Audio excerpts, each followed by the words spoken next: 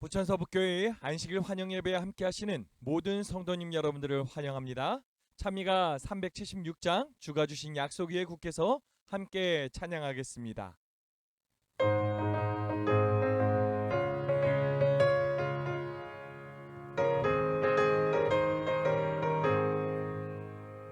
주가 주신 약속 위에 굳게 서 영원토록 주를 찬송하리라.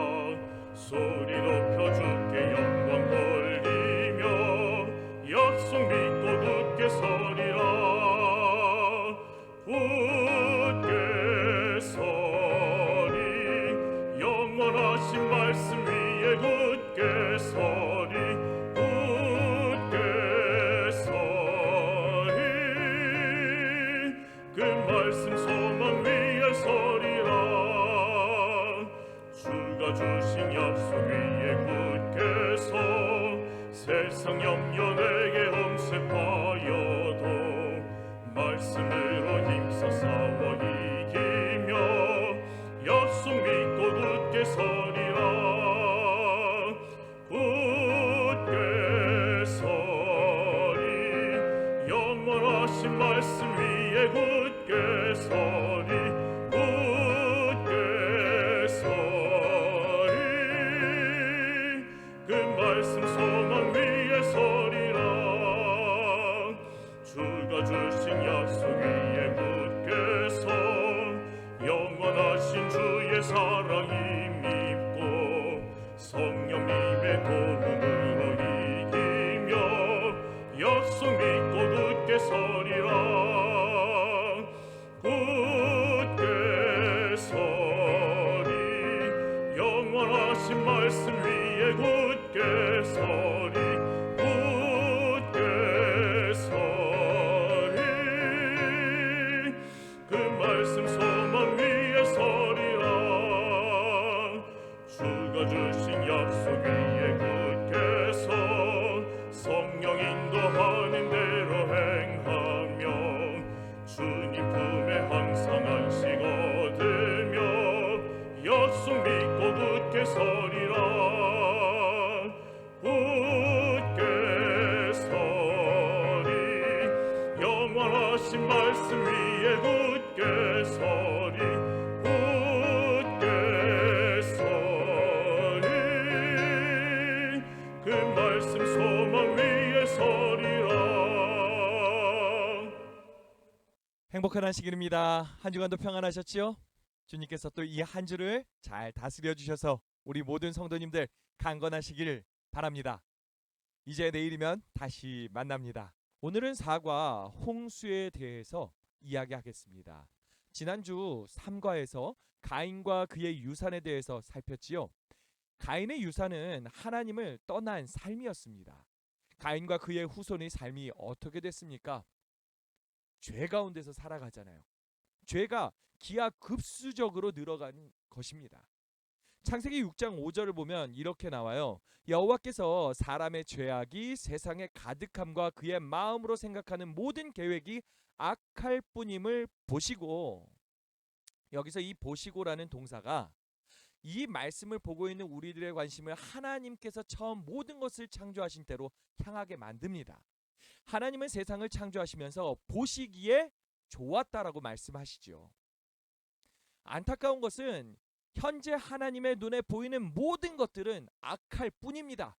하나님께서는 악으로 가득한 이 세상을 보시며 세상을 창조하신 것을 후회하고 계신 듯 해 보이지요. 참 다행인 것은 하나님의 후회에는 구원의 약속이 포함되어 있다는 것입니다. 위로하다라는 뜻의 히브리어 나함이 위안해라는 뜻을 가진 노아의 이름 속에 나타나 있다라는 것이죠. 악함을 보신 하나님, 하나님의 악에 대한 반응은 두 가지로 볼 수가 있습니다. 심판과 구원입니다. 하나님께서는 누군가를 멸망으로 이끄는 정의의 판결을 내리는 심판과 동시에 또 다른 누군가에게는 구원으로 이끄는 위로와 자비의 약속을 허락하셨지요. 이와 같은 두 가지 음성을 가인과 아벨과 셋은 이미 들었습니다. 그 음성은 셋과 그 가인의 계보의 대비를 통해서 반복되어 나타났습니다. 우리는 이제 노아와 나머지 인간들을 구분하여 말씀하시는 하나님을 통해 이 음성을 다시 듣게 됩니다. 기억절을 함께 보겠습니다. 마태복음 24장 37절의 말씀입니다. 노아의 때와 같이 인자의 임함도 그러하리라. 노아의 때가 예수님의 다시 오시는 마지막 때와 유사할 것이라고 합니다. 죄악이 가득하고 마음의 생각이 악해 보이는 것이지요. 하나님이 이를 보시고 심판하십니다. 동시에 구원하십니다. 우리가 이 말씀을 기억하고 지금 세상이 마지막 때임을 통찰할 수 있기를 바랍니다. 한 번 더 외워볼까요? 노아의 때와 같이 인자의 임함도 그러하리라. 아멘. 학습 목표를 함께 보겠습니다. 깨닫기입니다. 하나님께서 홍수를 통해서 지구를 깨끗하게 하셔 야만 했던 이유를 깨닫는다. 느끼기입니다. 어떤 위기 속에서도 당신의 사랑하는 백성들을 기억하고 돌보시는 하나님께 감사한다. 행하기. 죄악 가운데서도 끝까지 하나님께 순종하며 믿음을 지켰던 노아처럼 살아간다. 우리의 삶이 곧 오실 주님을 잘 준비하고 예비하는 삶 되기를 바랍니다. 첫째 날 일요일입니다. 홍수를 위한 준비. 질문 함께 볼게요. 창세기 6장 13절부터 7장 10절을 읽어보라. 인류 역사 초기에 있었던 이 놀라운 사건에서 우리는 무엇을 배울 수 있는가? 창세기 6장 13절 14절 말씀을 함께 보겠습니다. 하나님이 노아에게 이르시되 모든 혈육 있는 자의 포악함의 땅에 가득함으로 그 끝날이 내 앞에 이르렀으니 내가 그들을 땅과 함께 멸하리라. 너는 고페르 나무로 너를 위하여 방주를 만들되 그 안에 칸들을 막고 역청을 그 안팎에 칠하라. 하나님께서 홍수로 세상을 멸하시려고 합니다. 이를 노아에게 공개하신 것이지요. 그리고 노아에게 말씀하시기를 방주를 만들라 하신 것입니다. 여러분들 창세기의 기록자가 누구입니까? 잘 아시지요? 바로 모세입니다. 모세는 창세기와 출애굽기를 비롯해 성경의 첫 5책을 기록했지요. 모세는 노아의 홍수 사건에서 구원의 수단인 방주라는 단어를 선택할 때 이집트에서 사용했던 외래어를 가지고 왔습니다. 그런데 그 단어가 출애굽기에서도 다시 등장을 하게 돼요. 출애굽기 2장에서 모세의 어머니가 아기 모세를 살리기 위해서 숨겼던 갈대 상자가 노아의 방주와 같은 단어라는 것이지요. 같은 단어를 사용한 방주와 갈대 상자, 어떤 유사성이 있을까요? 모세를 살리기 위해서 나일강에 뛰었던 그 갈대 상자처럼 노아의 방주도 사람들과 동물들을 살리기 위해 만들어졌습니다. 둘 다 방수를 위해서 역청을 발랐다는 공통점도 있지요. 방주와 이 갈대 상자의 형태도 유사합니다. 교과에서는 방주와 갈대 상자의 이 직육면체의 모양이 이스라엘 성소에 있었던 하나님의 법궤의 형태와도 유사함을 강조하고 있습니다. 이들은 모두 그 안에 들어있는 내용물을 보호하기 위한 상자였다는 점에서 비슷하지요. 갈대 상자에는 아기가 들어있었어요. 방주에는 사람과 동물들이 들어있었습니다. 법궤에는 무엇이 들어있었죠? 율법의 두 돌비, 그리고 보호해야 할 귀중한 물건들이 들어있었습니다. 이는 당신의 백성을 위한 하나님의 구원의 사역을 가리키는 것이었죠. 셋 다 하나님의 구원의 사역과 관련이 있었다라는 것입니다. 이러한 방주를 하나님은 노아에게 만들라고 하신 것이었죠. 22절을 보시면 이렇게 나와요. 노아가 그와 같이 하여 하나님이 자기에게 명하신 대로 다 준행하였더라. 노아는 하나님의 말씀하신 그대로 만들었습니다. 뿐만 아니라 비슷한 유사성을 지닌 성소를 만들 때에도 하나님은 방주를 만들라고 명령하실 때처럼 아주 세부적인 것들을 지시하셨지요. 출애굽기 29장 42절을 보면 이렇게 나와요. 이스라엘 백성들은 여호와께서 모세에게 명령하신 대로 모두 행하였다고요. 이스라엘 백성들도 하나님이 말씀하신 그대로 이 성소를 지었다라는 것입니다. 성경은 사람의 구원을 위해 존재하는 것들이 아주 유사한 패턴처럼 반복되고 있습니다. 우리가 이 이야기 속에서 주목해야 하는 것은 이것이에요. 하나님이 말씀하신 것을 하나님의 백성들이 그대로 순종하여 만들었다라는 것이죠. 하나님의 말씀에 온전히 순종하는 것이 구원으로 연결된다는 것을 우리가 볼 수 있길 바라고 잊지 않기를 바랍니다. 여기까지의 내용을 생각해 보면 지난주 가인의 실패의 원인이 보이기 시작할 것입니다. 가인이 실패했던 원인이 무엇이었을까요? 순종하지 못함이었죠. 내 100% 순종을 안 한 게 아니에요.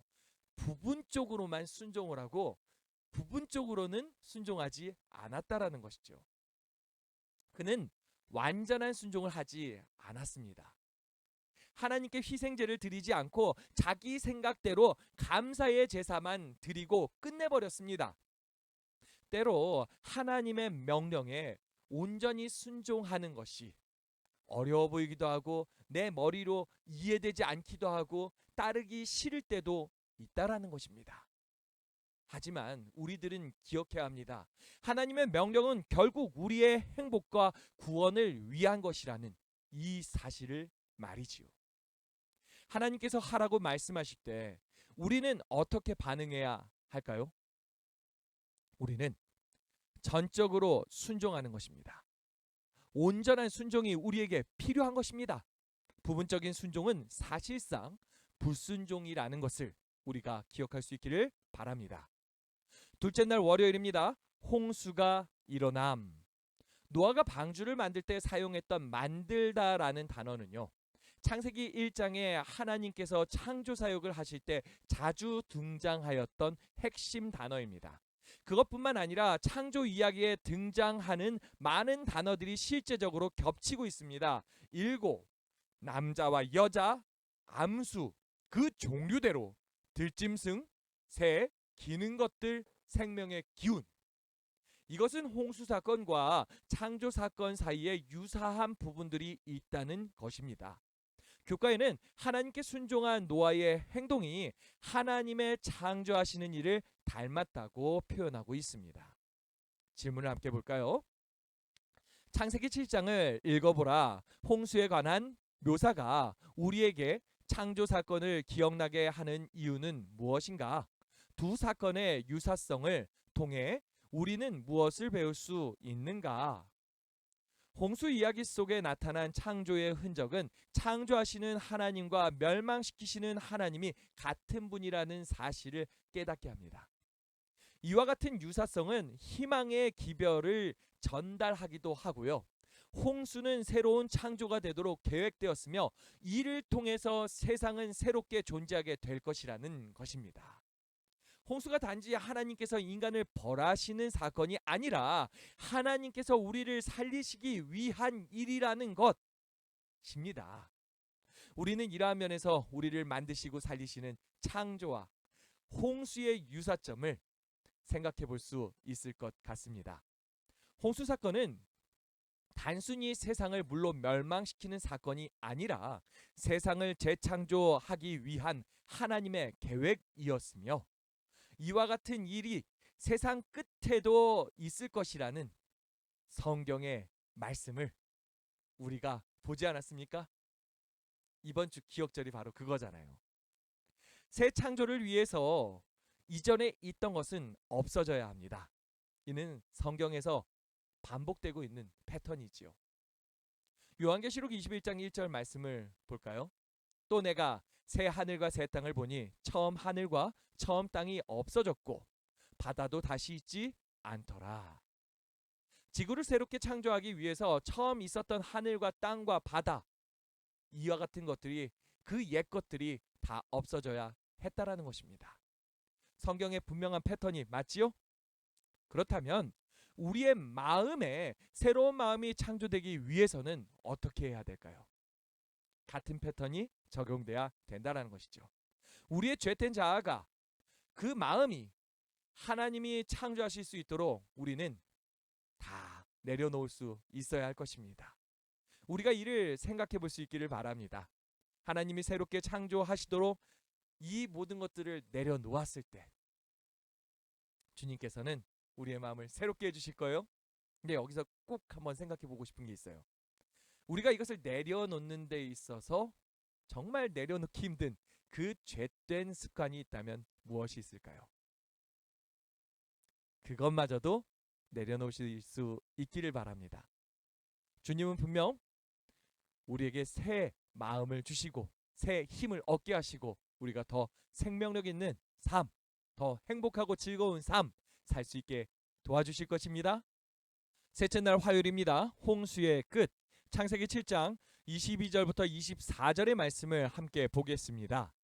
육지에 있어 그 코에 생명의 기운이 숨이 있는 것은 다 죽었더라. 지면의 모든 생물을 쓸어버리시니 곧 사람과 가축과 기는 것과 공중의 새까지라. 이들은 땅에서 쓸어버림을 당하였으되 오직 노아와 그와 함께 방주에 있던 자들만 남았더라. 물이 150일을 땅에 넘쳤더라. 홍수가 초래한 압도적인 절망의 모습들을 묘사하고 있지요. 그런데 바로 이때 하나님께서 기억하십니다. 창세기 8장 1절입니다. 하나님이 노아와 그와 함께 방주에 있는 모든 들짐승과 가축을 기억하사 하나님이 바람을 땅 위에 불게 하심에 물이 줄어들었고. 홍수의 전 이야기를 장절의 구분 없이 글로 배열하면 창세기 8장 1절 하나님이 기억하사라는 이 구절이 가장 가운데에 있다고 합니다. 많이들 아시겠지만 이 히브리 문학에서 가장 중앙에 있다. 이것은 가장 중요하다라는 것입니다. 우연이 아닙니다. 일부러 그렇게 배치했다라는 것이에요. 자, 질문 함께 보겠습니다. 창세기 8장 1절을 읽어보라. 하나님께서 노아를 기억하셨다라는 말은 무슨 뜻인가? 홍수로 세상이 멸망하고 150일 동안 하나님은 전혀 나타나지 않으셨습니다. 노아의 입장에서는 하나님의 침묵에 대해서 상당히 어렵게 느껴졌을 것입니다. 언제까지 이러한 절망적인 상황 속에서 살아야 할지도 몰랐지요. 중요한 것은 하나님은 기억하신다라는 사실입니다. 하나님의 침묵은 결코 잊어버렸음을 의미하지 않습니다. 앞에서 홍수는 재창조였음을 보지 않았습니까? 하나님은 신실하신 분입니다. 그러한 하나님은 그분의 백성들을 기억하시지요. 실제로 이 기억하다라는 원어는 약속의 성취, 구원을 가리키는 것입니다. 모든 것이 물로 파괴된 완전한 절망 가운데서 하나님께서는 노아를 기억하시고 그와 그의 가족을 구원해 내셨으며 노아는 그런 하나님을 전적으로 신뢰하였습니다. 부저와 선지자를 보면 노아의 믿음을 잘 묘사하고 있습니다. 5개월이라는 긴 기간에 그들의 배는 외관상으로는 바람과 물결에 따라 이리저리 흔들렸기 때문에 방주 안에 있던 일가족에게는 가끔 그들이 멸망당할 수밖에 없는 듯이 보였다. 그것은 참으로 고통스러운 시련이었으나 하나님의 손이 키를 잡고 계신다는 확신이 있었으므로 노아의 믿음은 흔들리지 않았다. 노아는 하나님이 자신을 기억하신다는 것을 알고 있었습니다. 성경에서 기억하시는 하나님이라는 말은 하나님의 약속의 성취를 의미하며 자주 구원을 가리킵니다. 홍수의 문맥 속에서 하나님이 기억하사라는 말은 이제 비가 그쳤음을 의미하는 것이고 노아가 곧 방주에서 나올 수 있을 것임을 나타냅니다. 아직 방주를 떠나라는 직접적인 명령이 주어지지는 않았지만 노아는 상황을 파악하기 위하여 먼저 까마귀를 날려보내고 다음으로 비둘기를 날려보냈습니다. 마침내 비둘기가 돌아오지 않자 그는 땅 위에서 물이 거친 것을 알게 되었고 방주 뚜껑을 열고 살펴보기 시작을 했습니다. 노아의 이러한 모습 속에서 우리가 배우게 되는 모습이 하나 있습니다. 하나님께서 직접적으로 말씀하시지 않을지라도 끝까지 그분을 신뢰해야 함을 우리에게 가르쳐 주는 것이지요. 또한 믿음이 스스로 생각하고 시험해 보는 것에 가치를 부인하고 있지 않음을 우리는 보게 되는 것입니다. 믿음은 생각하고 찾고 우리가 배운 것이 옳은지 우리의 삶 속에서 늘 확인해야 하는 것입니다. 노아는 이제 땅이 드러났고 방주에서 나가도 되겠다는 생각이 들었지만 그럼에도 기다렸어요. 하나님께서 최종적으로 그렇게 하라고 말씀하시는 그 순간까지요. 하나님께서 말씀하시는 그때 노아는 비로소 밖으로 나오게 되지요. 노아는 끝까지 하나님을 의지한 것입니다. 우리가 정말 닮아야 할 모습이 이 모습 아니겠습니까? 우리가 하나님께 우리의 삶을 다스리심을 믿고 우리의 모든 판단을 묻고 의뢰하며 인도하시는 곳으로 순종하며 따르는 그러한 삶 되기를 바랍니다. 그러면서도 그러한 과정 속에서 끊임없이 생각하고 끊임없이 확인하고 끊임없이 우리의 심령을 더 강하게 하는 우리가 되기를 바랍니다. 하나님께서 우리를 믿고 따르는 우리를 형통하게 만들어 주실 것입니다. 셋째 날 수요일입니다. 언약1입니다. 여기가 언약1이라는 것은 다음인 목요일이 언약2라는 뜻이겠죠. 이제 언약에 대해서 깊이 있게 살펴보려고 합니다. 창세기 6장 17절부터 18절의 말씀을 함께 보도록 하겠습니다. 내가 홍수를 땅에 일으켜 무릇 생명의 기운이 있는 모든 육체를 천하에서 멸절하리니 땅에 있는 것들이 다 죽으리라. 그러나 너와는 내가 내 언약을 세우리니 너는 내 아들들과 내 아내와 내 며느리들과 함께 그 방주에 들어가고. 하나님은 노아를 홍수로부터 구원하시겠다는 언약을 맺으셨습니다. 다른 사람들은 다 죽을지라도 나의 언약을 믿은 너는 살 것이라는 것이지요. 이와 같은 언약은 생명의 약속이었습니다. 하나님의 이 영원한 언약은 홍수 후에도 하나님의 백성들을 지켜줄 것입니다. 그 언약을 믿음으로 방주에 들어가 살았던 노아는 홍수가 마치고 방주에서 나와 이 땅에서 다시 살아가게 되었지요. 자, 이제 질문을 함께 보겠습니다. 창세기 8장 20절을 읽어보라. 노아가 방주에서 나와 처음으로 한 일은 무엇이었으며 왜 그렇게 하였는가? 20절입니다. 노아가 여호와께 제단을 쌓고 모든 정결한 짐승과 모든 정결한 새 중에서 제물을 취하여 번제로 제단에 드렸더니. 노아가 처음으로 한 일이 무엇이었습니까? 제사 지내는 일이었죠. 아담과 하와가 6일간의 창조를 마치고 난 직후 맞이한 안식일에 하나님께 예배했었던 것처럼 노아는 그 자체로 또 다른 창조 사건이었던 홍수가 끝나자마자 하나님께 예배하였다는 것입니다. 하지만 이 두 예배는 유사점도 있지만 차이점도 있습니다. 하나님께 직접 예배했던 아담과 하와와는 달리 노아는 제사에 의지해야 했다라는 것이지요. 창세기 8장 20절은 성경에서 제단이 처음으로 언급된 곳입니다. 이 제사는 가장 오래되었을 뿐만 아니라 가장 많이 드려졌던 제사인 번제였습니다. 노아에게 있어 이 제사는 그를 살려주신 창조주에게 감사를 표현하는 감사의 제물이었습니다. 다음 질문도 함께 볼까요? 창세기 9장 2절로 4절을 읽어보라. 홍수가 인간의 식습관에 어떤 영향을 끼쳤는가? 땅의 모든 짐승과 공중의 모든 새와 땅에 기는 모든 것과 바다의 모든 물고기가 너희를 두려워하며 너희를 무서워하리니 이것들은 너희의 손에 붙였음이니라. 모든 산 동물은 너희의 먹을 것이 될지라. 채소 같이 내가 이것을 다 너희에게 주노라. 그러나 고기는 그 생명되는 핏째 먹지 말 것이니라. 홍수의 영향으로 지구의 환경은 완전히 바뀌었습니다. 과거에는 땅에 식물이 가득했잖아요. 먹을 수 있는 것이 많았지요. 하지만 이 식물들이 홍수로 인해서 완전히 죽어버리게 되고요. 더 이상 그들이 먹을 음식을 구할 수 없는 환경이 되어버린 것입니다. 그래서 하나님께서 사람들에게 육식을 허락해 주신 것이지요. 이와 같은 육식의 허락, 식습관의 변화로 인해 가지고 사람과 동물 사이에 변화가 일어납니다. 전에는 사람이나 동물이나 다 식물을 먹었기 때문에 서로 위협이 될 일이 없었지요. 오히려 관계는요, 사람이 동물들을 돌보고 동물들은 사람들을 위하는 그런 관계였습니다. 하지만 홍수 후부터는 음식으로 사용하기 위해서 동물들을 죽이기 시작을 했다라는 거죠. 둘 사이는 무서움과 두려움의 관계가 형성이 된 것입니다.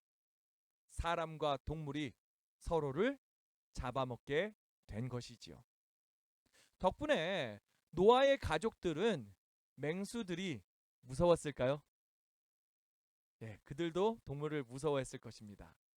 하지만 이 말씀에 의하면 동물들이 사람을 더 무서워하는 그러한 관계가 형성됐던 것 같습니다.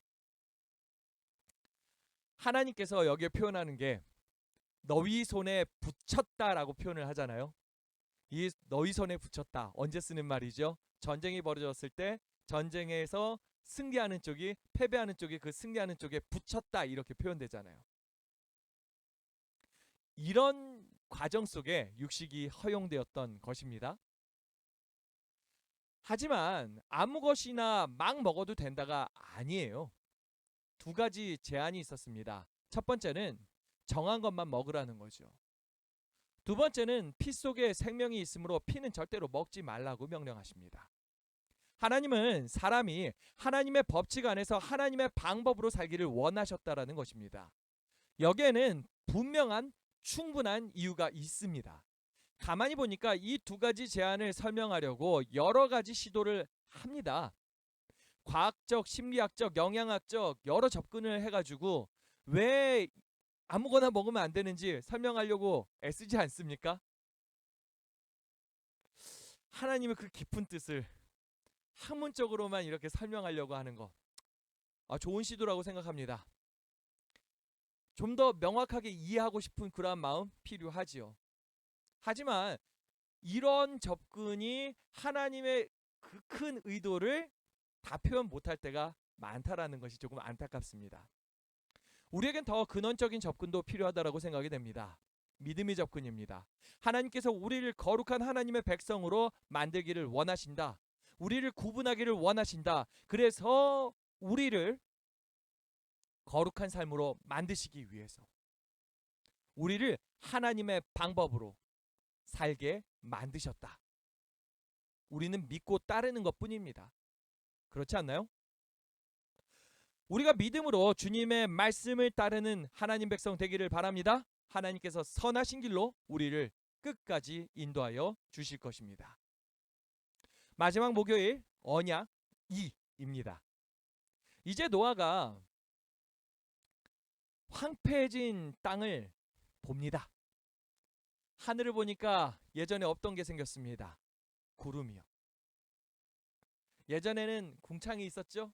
근데 그곳에 궁창 대신 구름이 있는 것입니다. 어쩌면 전 세계적인 대재앙을 겪었던, 두 눈으로 목격했던 노아이기에, 그리고 그의 가족이기에 트라우마가 생기지는 않았을까라는 생각이 듭니다. 구름에서 비가 내리기 시작을 하는 거죠. 그럴 때마다 뭐가 떠올랐을까요? 홍수의 장면이 떠오르지 않았을까요? 이렇게 비가 내리다가 다시 이 지상이 물로 잠겨버리는 것은 아니야 하는 그러한 두려움 없었을까요? 이러한 두려움이 있었다면 정신적으로 감당하기가 얼마나 힘들었을까라는 생각을 합니다. 이러한 두려움을 마음 한켠에 늘 품고 살아야 할 노아와 그의 가족들. 그러한 마음을 아셨는지 하나님께서 한 가지 약속을 주십니다. 질문을 함께 봅시다. 창세기 8장 21절부터 9장 1절을 읽어보라. 생명을 보존하시겠다는 하나님의 약속의 중요성은 무엇인가? 하나님의 축복은 그 약속을 어떻게 성취하는가? 말씀을 봅시다. 여호와께서 그 향기를 받으시고 그 중심에 이르시되 내가 다시는 사람으로 말미암아 땅을 저주하지 아니하리니 이는 사람의 마음이 계획하는 바가 어려서부터 악함이라. 내가 전에 행한 것 같이 모든 생물을 다시 멸하지 아니하리니 땅이 있을 동안에는 심음과 거둠과 추위와 더위와 여름과 겨울과 낮과 밤이 쉬지 아니하리라. 사계절이 이제 생겼죠. 그리고 기후 변화가 생겼습니다. 하나님이 노아와 그 아들들에게 복을 주시며 그들에게 이르시되 생육하고 번성하여 땅에 충만하라. 하나님은 인간이 여전히 악함을 아셨습니다. 노아가 이것을 들으면서 마음이 얼마나 불편했을까요? 지금 믿음으로 방주까지 타고 살아남았잖아요. 그럼 믿어주시면 좋은데 그의 후손들이 어떻게 될 거라고요? 악해질 것이라고. 어려서부터 악할 것이라고. 그럼에도 불구하고 다시 홍수로 멸망하는 일은 없을 것이라고 약속을 하시는 것이죠. 여기서 생육하고 번성하고 충만하라는 말씀이 있는데요. 이 말씀은 창조 때 하나님이 주셨던 그 축복과 같은 말씀입니다. 인간이 새롭게 시작할 수 있는 기회를 주신 것이지요. 하나님은 심지어 이렇게 말만 하시는 것이 아니라 눈에 보이는 언약의 증거로 약속을 하세요. 질문을 볼까요? 창세기 9장 8절로 17절을 읽어보라. 무지개는 무엇을 의미하는가? 이 언약의 증거는 또 다른 언약의 증거인 안식일과 어떤 연관이 있는가? 내가 너희와 언약을 세우리니 다시는 모든 생물을 홍수로 멸하지 아니할 것이라. 땅을 멸할 홍수가 다시 있지 아니하리라. 하나님이 이르시되 내가 나와 너희와 및 너희와 함께하는 모든 생물 사이에 대대로 영원히 세우는 언약의 증거는 이것이니라. 언약의 증거가 있다 하죠. 내가 내 무지개를 구름 속에 두었나니 이것이 나와 세상 사이의 언약의 증거니라.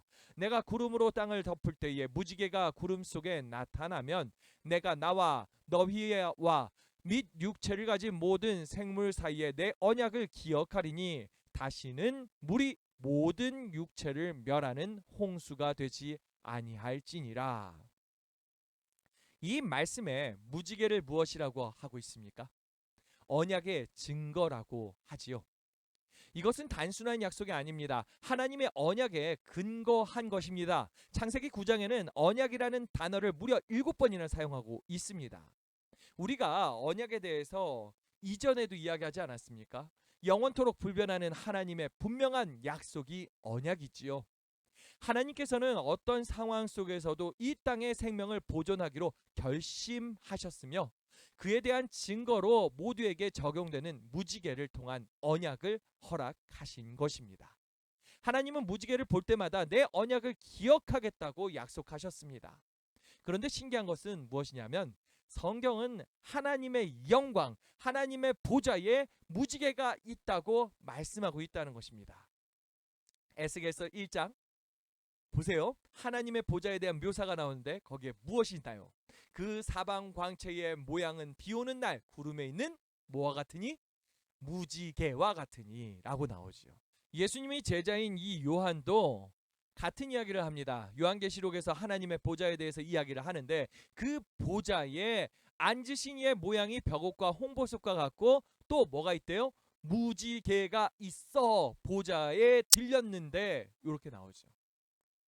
우리가 생각하는 것처럼 하나님은 땅에 비가 오고 햇빛이 날 때에 가끔 나타나는 무지개를 보면서 가끔 가다가 그분의 언약을 기억하시는 것이 아닙니다. 무지개는 하나님의 보좌에 걸려 있어요. 항상 있습니다. 그리스도의 머리 위에는 항상 무지개 같은 영광의 빛이 있었다라는 것입니다. 이 말씀이 무슨 뜻이겠습니까? 무지개를 볼 때 언약을 기억하시겠다라는 그 말씀은 무슨 뜻입니까? 하나님께서 언약을 항상 기억하시겠다는 것입니다. 결코 잊지 않으시겠다는 것입니다. 너무 놀랍지 않습니까? 이것이 하나님의 언약의 사랑입니다. 세상에 있는 자기 사람들을 사랑하시되 끝까지 사랑하시겠다는 주님의 마음이지요.